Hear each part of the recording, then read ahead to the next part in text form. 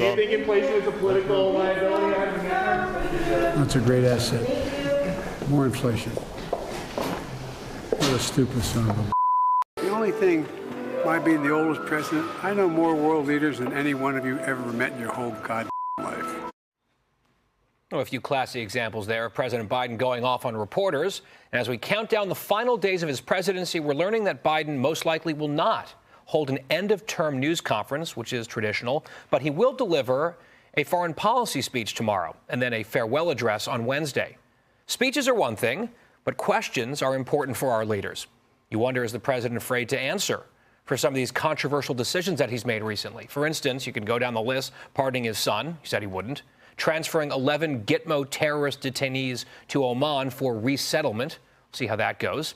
Commuting sentences of dozens of death row prisoners, among others. Let's hear what the daughter on that last point of a murder victim had to say when Biden decided to take her mother's killer off of death row. It's very frustrating that President Biden can have this power. You know, he wasn't charged for his own mishandling of classified documents because he was too old. And they said his memory was failing. He only proved that he's not capable of making presidential decisions. Well, the president has reportedly also been convinced by, of all people, Al Sharpton to issue more pardons coming up. I recently spoke to Reverend Al Sharpton, and he said that he would like the president to issue a pardon for Baltimore County State Attorney Marilyn Mosby and Jesse Jackson Jr.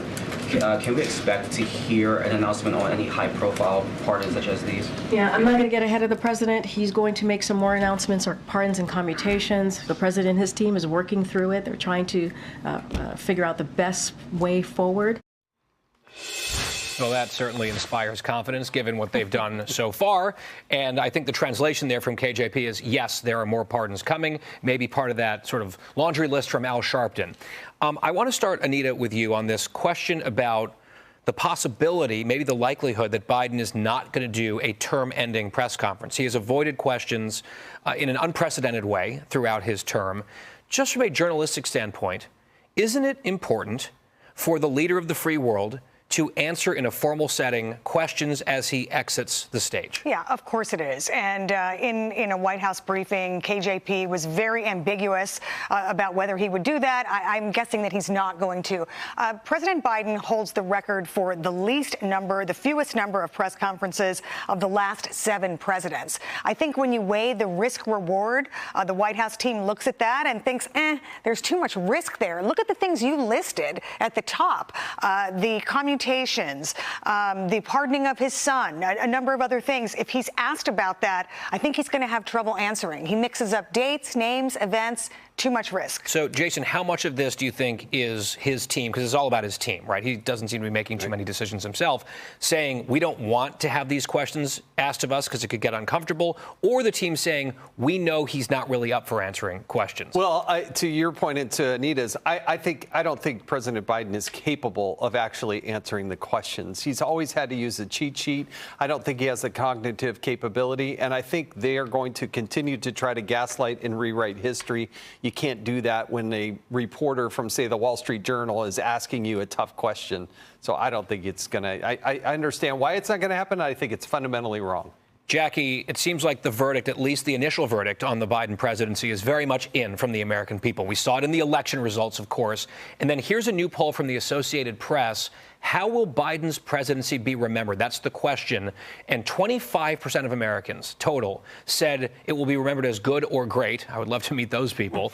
And then a majority saying poor or terrible, a sizable plurality saying terrible. You did exactly what I did with that poll. I did the math on it. So it's 53% poor or terrible. That is the majority and how they feel. To the 25% that said great or good, the rest said 28%. They said it was average. These are the worst approval ratings that we've seen for a president. They are worse than Donald Trump's first term after he exited. And there were a number of people who, had issues with him at that time, or Barack Obama's second term. To your point, Anita, this is not a president that communicated with the American people. He had major foreign policy disasters that, we'll be dealing with the consequences for years to come.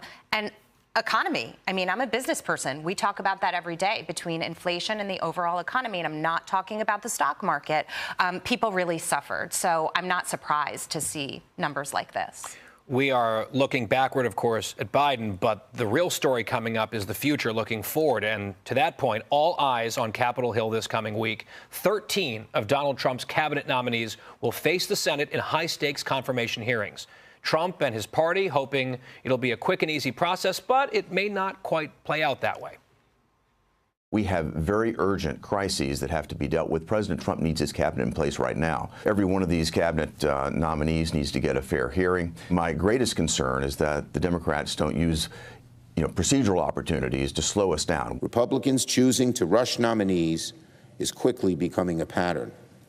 It's hard not to wonder, what are the Republicans trying to hide about these nominees from the American people? President Trump's going to go in on day number 1 and sign 100 executive orders. But those orders go nowhere unless we get these nominees across the finish line.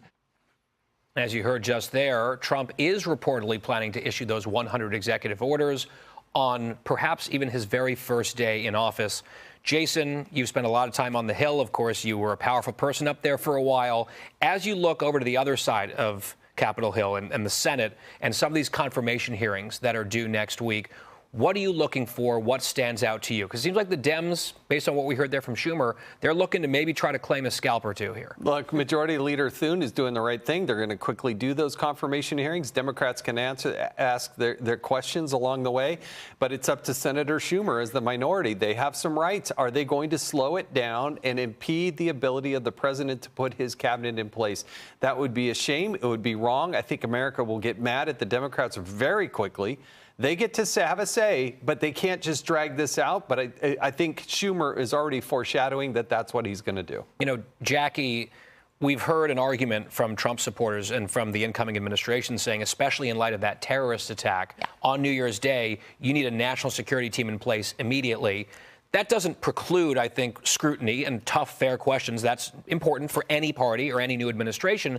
But there is that sense of urgency that we're hearing from Team Trump saying, let's not dilly-dally. Absolutely. I mean, he's effectively been the president for the last, since November 5th, since the election, because President Biden is, in his lame duck period, but also really not capable of managing the country. And so we've seen disaster after disaster during this period. National security, when you talk about what happened in New Orleans, but also what's happening with the wildfires now, too. He's got major messes that he needs to clean up. He's got to put a budget together. He needs his cabinet in place to be able to do that. He needs Congress to work with him so that he can work on the border, so that he can work on tax reform for the American people. The issues I brought up on a business basis that people suffered with, they want to see those corrected. Part of that is what they voted on, but also on security and everything else. He needs to get to work. You know, Anita, before the show, you and I were chatting in the green room, and you were talking about this sort of flurry of executive actions from Biden at the tail end of his presidency, and then basically the retaliation from Trump, which he's been promising to do.